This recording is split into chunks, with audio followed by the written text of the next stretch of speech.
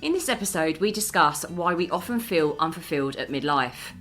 And it's more common than you might think. In fact, for a majority of midlifers, there comes a point where we might question our choices and current situation. This can trigger a lot of fear, overwhelm, and guilt. But we want to reassure you that this isn't a time of crisis, but of opportunity. There are valid reasons you feel the way you feel, so we're going to deep dive into 5 to help you see things with a little more confidence, clarity, and self-compassion.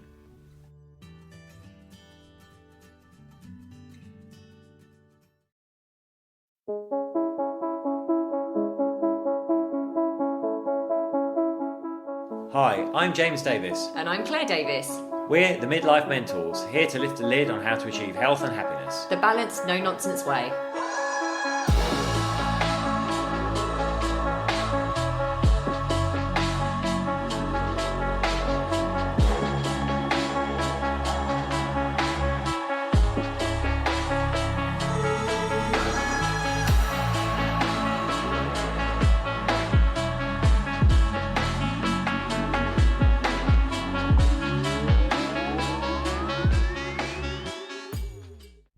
Hello and welcome to another episode of Midlife Mentors with me, James. And me, Claire. I'm sitting, again, if you listen to last week's episode, I am sitting further away from the microphone this time. We were told by a friend of ours that James's voice is slightly quieter than mine sometimes. To be fair, Claire, it'd be hard to be noisier than your voice.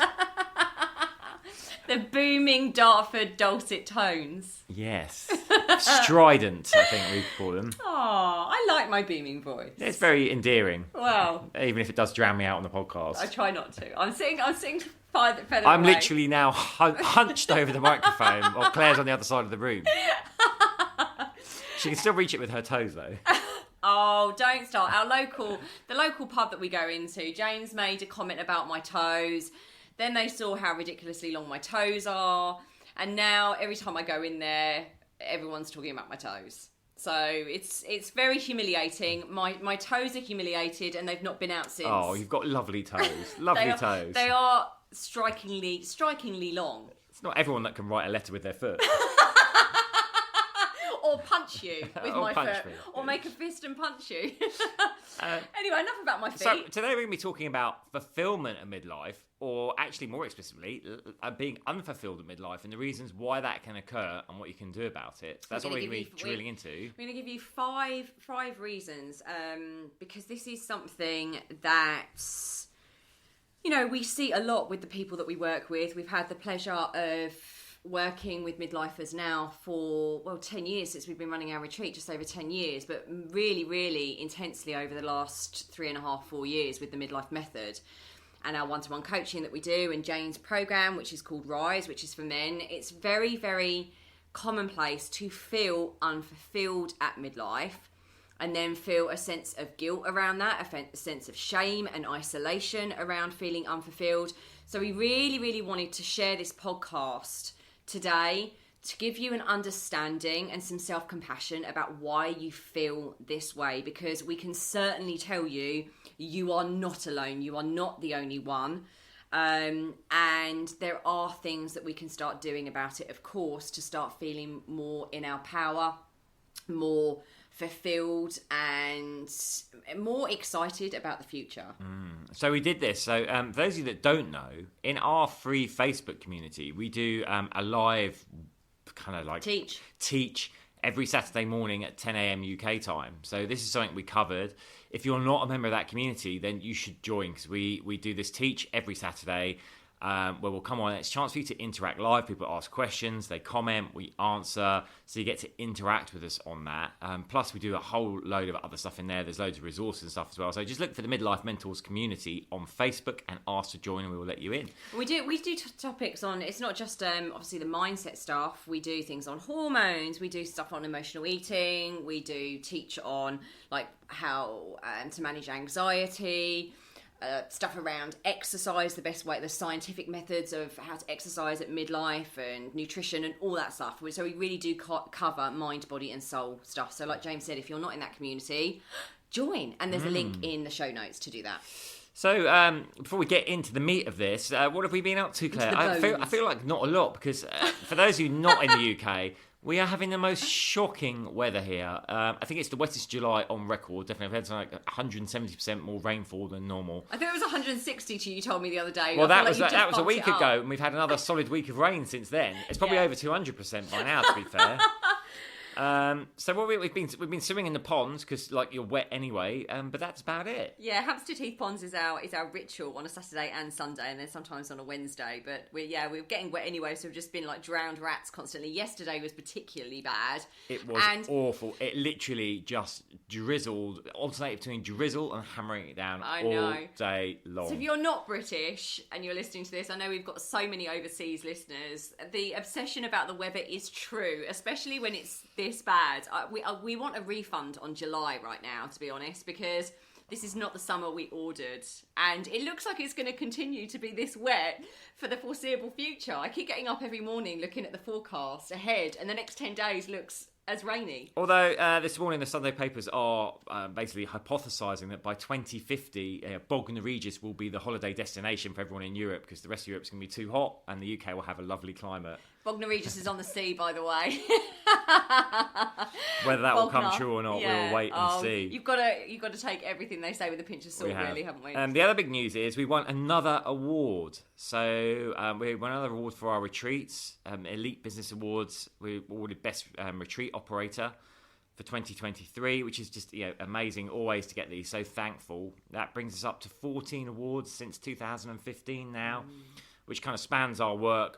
We've won awards for our coaching, for our retreats, for all kinds of things. So we're just always blessed to get them. Yeah, I'm really happy to have received that. And we're running a retreat. If you don't know, we are running a retreat in Ibiza in October. It's at the unbelievable resort of Six Senses up in the north of the island of Ibiza. This is where we used to live. So we're very excited to go back. We have hired a luxury villa actually on site. And we've got some wonderful people already booked onto that. And it's just an opportunity to come and experience our approach, our method for body, mind and soul. So exercise, nutrition, mindset, emotional well-being, everything condensed into a 3-nighter. And yeah, it's an opportunity to come and hang out with us and be with us in our energy and really understand how we can live our best midlife and thrive and be really excited and positive about it. Can't wait for that one. Yeah, if you literally want to switch off in the most incredible surroundings, overlooking the Mediterranean Sea, sunrise, sunset, all of that amazing stuff, then the link is in the show notes to get more information about that. So let's dive in. Let's dive into this. 5 reasons we can feel unfulfilled at midlife. And number 1 is that our values are now different to what they were when we started out on the journey. So let me explain that. When we're in our 20s, we can look ahead and be like, okay, this is where I want to be when I'm in my 40s, my 50s, my 60s. That's likely to be aligned with our values. But here's what we need to be careful. Those values could not actually be our own. They could come from our parents, societal pressures, cultural pressures. So that means that when we get to that point, we can look back and be like, oh, number 1, what I wanted to achieve wasn't actually what I wanted to achieve. It's what I felt I should have achieved, but wasn't really my dream. Number 2 is that, of course, over 20, 30 years, we're going to develop as individuals.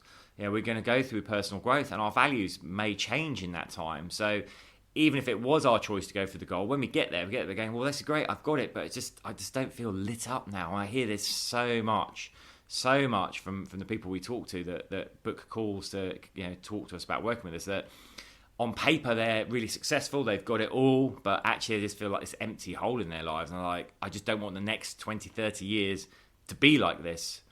So I think it's really good to check in on your values. Like, look around where you are now. Are you fulfilled? Are you happy? What are your values? Most of us actually don't sit down and make a list of our values, actually think about what our values are and whether they're aligned with where we are and where we're going. Yeah, and if you haven't, then this is why we did a podcast on values a few weeks ago, and we've had so much such a positive response on that podcast, because it really dives into in more depth why values are incredibly important. And this is why you're feeling you're being out of your own values, and it's almost like you feel like you're slightly out of your own integrity because what you're behaving like and your actions and what's going on around you isn't in line with your true values now. So that podcast actually talks you through the process of unpicking that and then giving you an actionable tool to start drilling down into what your values are now. And it's a really helpful tool. People really, really love that one. Yeah, go back and listen to that one, definitely.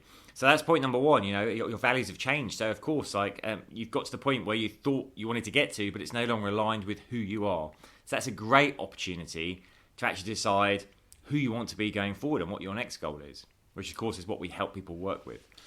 Number 2 is we have compromised so much for this, for most of our lives, and anyone that tells you that we haven't compromised or you don't need to compromise in your life is full of crap, basically. Every decision that we make, every goal that we have, we do have to make certain compromises.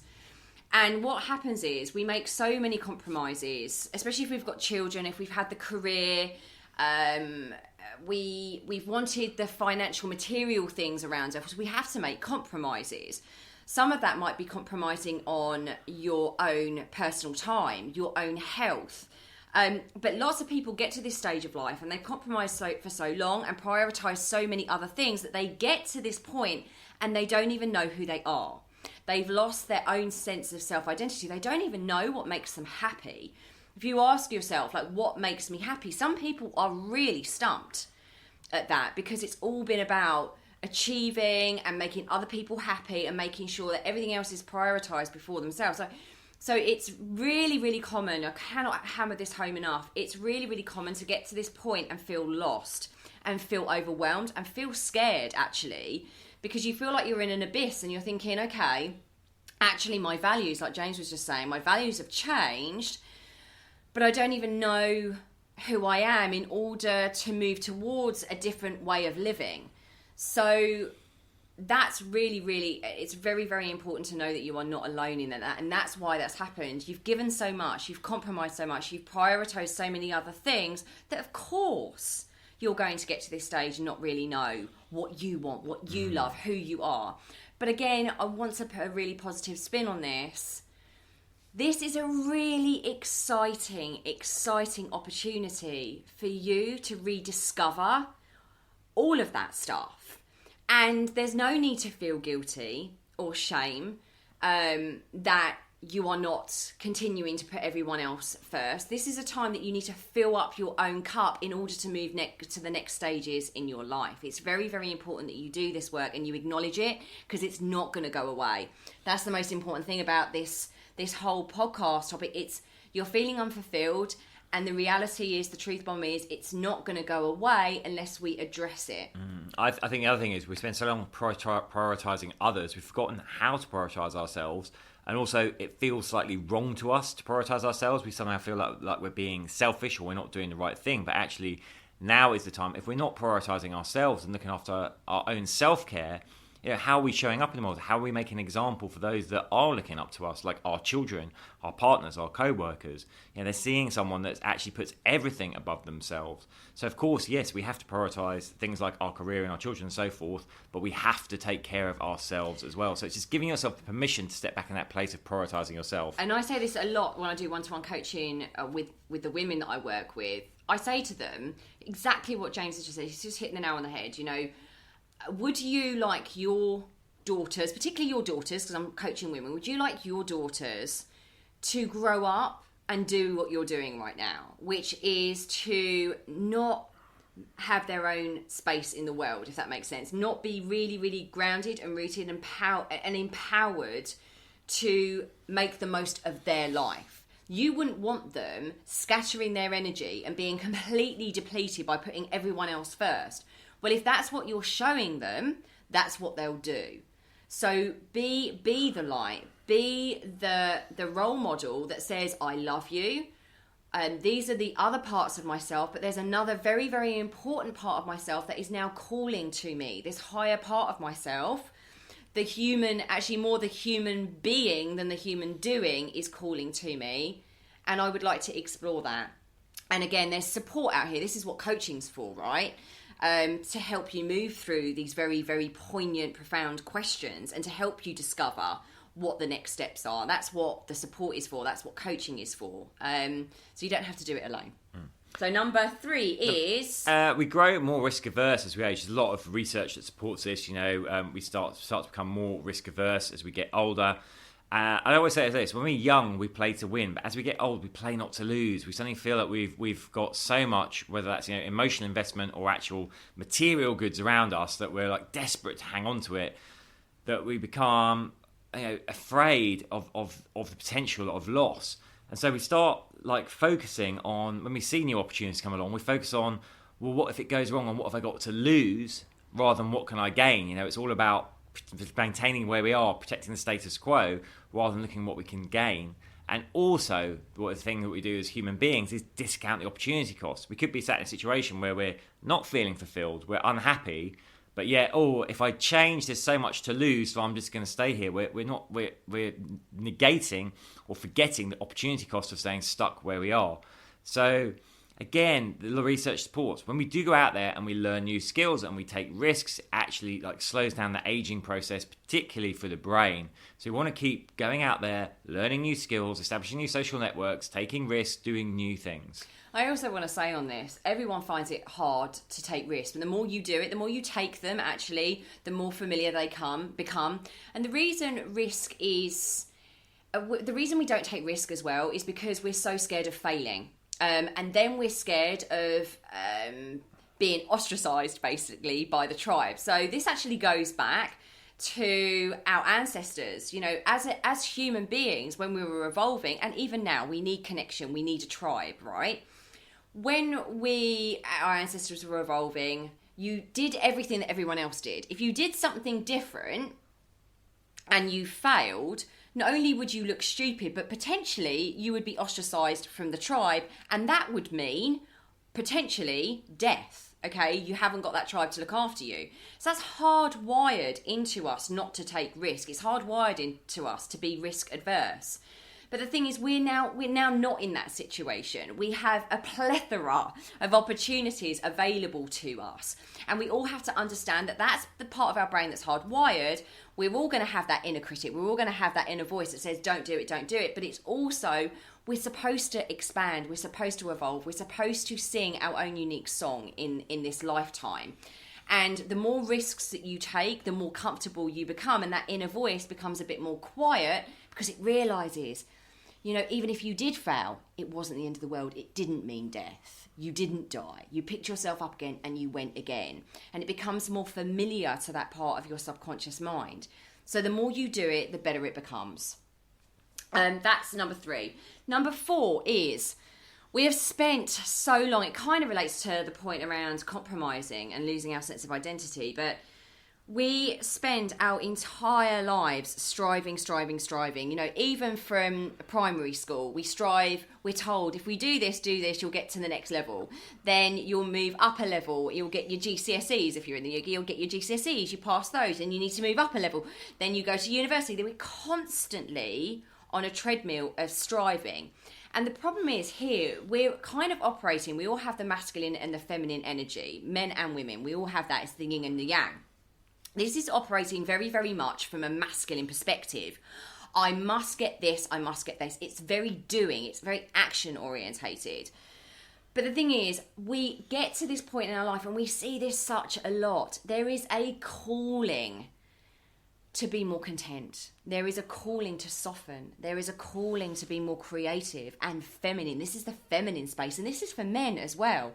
There becomes somewhere, there's more of a soulful pull, because we realise that we are halfway through our lives or more, and it's a very sobering thought. Do I want to keep on striving for the rest of my life and not actually being present?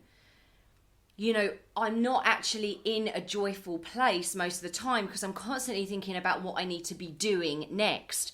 But there is a call to soften, to slow down, to be present. And we've forgotten how to be joyful. And James and I are so guilty of this. Ambition is a beautiful thing. It's a beautiful thing. But at this point in our lives, not to the detriment, actually, a lot of us realise not to the detriment of being present, of joyful and happy with those that we love.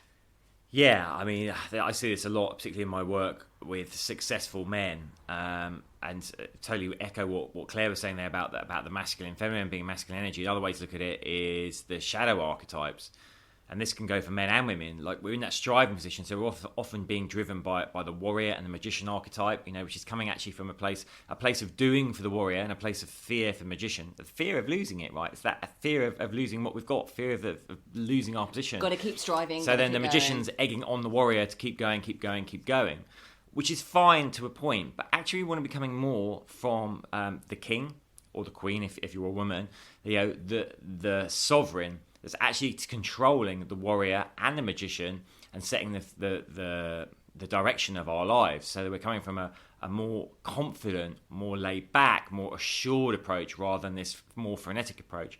And as Claire said, you also want to make time for the four main archetypes, the lover, which is about having fun and balance in your life as well, having joy in your life. And I think this can be very, very, very, very frightening. I mean, look, people, when I coach women, it's very, very frightening because we feel like we're going to lose, like James just alluded to there with the archetypes, we feel like we're going to lose control. If we move into a place of being, which is the sovereign, which is the feminine, the creative, the trusting, if we move into that space, oh my goodness, I'm not going to be able to juggle all the balls and the balls are going to drop. It's not an either or. This is what we need to tell the striving part of ourselves, the masculine part of ourselves. It's not an either or. By becoming more joyful, creative, softer, more peaceful, you're not taking anything away from the masculine side. You're not taking a chunk off. You are adding another beautiful layer that actually empowers and increases the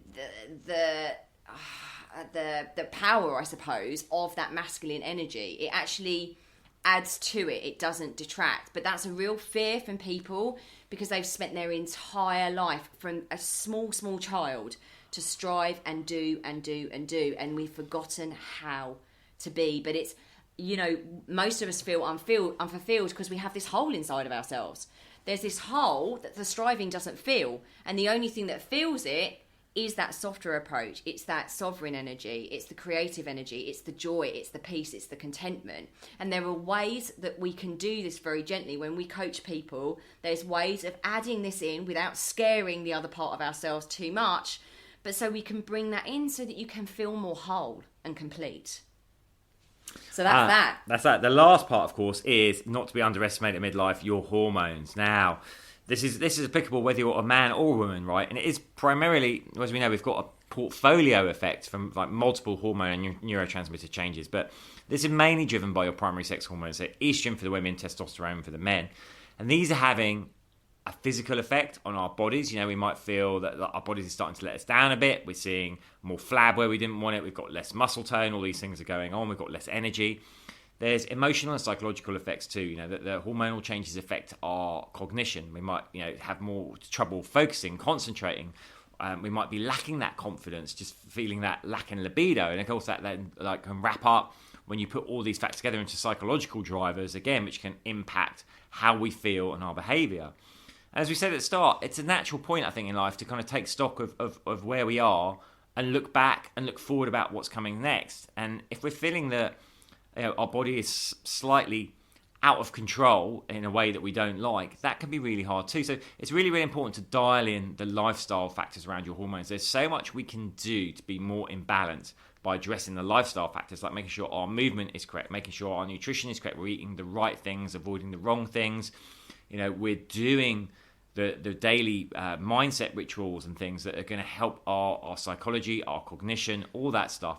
These can all be bedded in to help us be more in balance with our hormones and feel more on the level. Then we can start to look at other factors as well. Yeah, and this obviously goes into relationships as well. A lot of the time when we don't have this information about hormones, when we don't have that information about hormones and what's going on and how we can actually balance those with lifestyle factors like James has just alluded to and that we talk about all the time on this podcast, it's quite easy to look outside of ourselves and blame things outside, like breakdown of relationships, or it's the work, it's that person, or it's my job, or it's my kids, or that. But actually, we might be feeling unfulfilled with a lack of purpose because of stuff physiologically that's going on for us. So it's an opportunity to take responsibility for that and start taking actions around rebalancing those hormones. Now, I was actually asked just yesterday about what we can do to balance hormones. It just occurred to me there that I just really felt like I wanted to share this. Balancing your hormones or claiming back some control over it isn't just about going on HRT or TRT. It's not just about having that put in you. You absolutely can start feeling more fulfilled at midlife, more passionate, more on purpose, more alive, more full of energy, sleep better, all of these things that when you don't have them make you feel like you're unfulfilled. All of these things can absolutely be helped by lifestyle factors. So just wanted to say that. Don't think that it's all just the emotional stuff and the mindset stuff we're talking about. It is also about your exercise, your gut health, your nutrition, your sleep. So it's really, really important. And, here's the thing. All of this can upset and affect relationships as well. We see this a lot with our clients. And we have done a few relationship workshops which have been hugely successful. We have done one for about a year and we probably need to do one again. But again, it gives understanding your hormones. You might think that your relationship is doomed, like that relationship is completely over. And, here's the thing. Things evolve and it might be, but also understanding that one of the reasons you might feel unfulfilled and not very happy and on purpose is because of your hormones too, and being able to communicate, understand it, be empowered with knowledge, and being able to communicate with your partner around this might just save your relationship, because you are going through this. Whether you're male or female, you are going through these physiological changes, and they massively, massively impact your emotions and your mental health. So just something to bear in mind there. So they're our 5 tips. In fact, let's recap. So it's like you and your values have evolved, or they're just different now from when you started out on your journey. You've compromised and prioritised so much above yourself that you've lost your self-identity. You've become overly risk averse. You've been striving for so long that you've actually forgotten to be a human being, not just a human doing. And you're underestimating the impact of your hormones. There we are. Yeah, boom, I hope boom. you found that useful. We'd always love to hear your feedback. So drop us a line, team@the-midlife-mentors, or on our social channels, @the-midlife-mentors or @midlife-mentors, depending on the platform. Last word for me, I rarely open my calendar up. I have at the moment, because I was just suddenly had a calling to work with a very small number of men to help them achieve better stuff we've been talking about. Better sense of fulfillment, better value, better relationships, showing up better in work, having more energy, more dynamism, dropping fat, adding muscle, just stepping into their own kingship, their own power.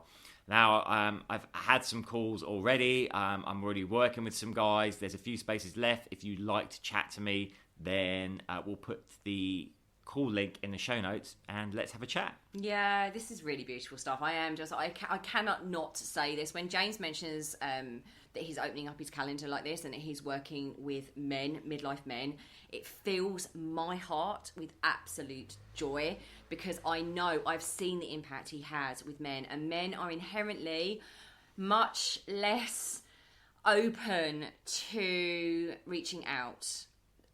Us women, we do have a lot of support. A majority of us we're more able, just the way that we're built, is to be able to share some of this stuff. And there's a lot more about the menopause out there. We have a lot more understanding in society and the mainstream media about what's going on for us. Men don't have that so much. They need support. So if you are a woman listening to this and you know or you suspect that there is a man out there that needs support from an incredible soul like James, who I cannot tell you the mind, body and emotional shifts that he creates for men, I urge you to get them to contact James, because how they come into that process will be extraordinarily and vastly different to the person that they become at the other end. It's life transforming from the inside out. So I'd really encourage you, men, if you're listening to that, that's my heartfelt plea, to reach out to James. And to women, the men need us. The men need us. So let's do our part. Oh, thank you. And guys, let's chat. Drop me a calendar invite. Or just email us, team@themidlifementors.com. And we are sending you so much love. Thank you for listening. And please do share this podcast if you love it. If you find it funny, our stupid little things that we do, and you just think, you know what, I want to share this, please do, because that's how the word gets out there. We don't take sponsorship for this. We don't want our listeners to be interrupted with nonsense ads and things like that. So the only way we can share more of our message is if you share it, you rate us, and you subscribe. So please do, and we're sending you lots of love. Till next time.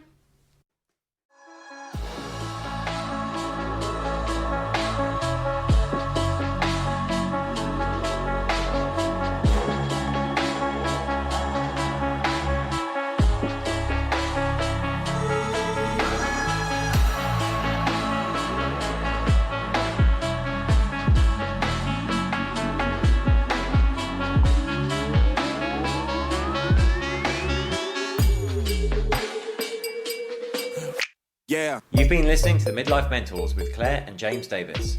We'd love to hear from you. So drop us a line at info@themidlifementors.com with any questions or topic suggestions. And make sure you join us on our Facebook page and YouTube channel. You can find us under the Midlife Mentors. Yeah.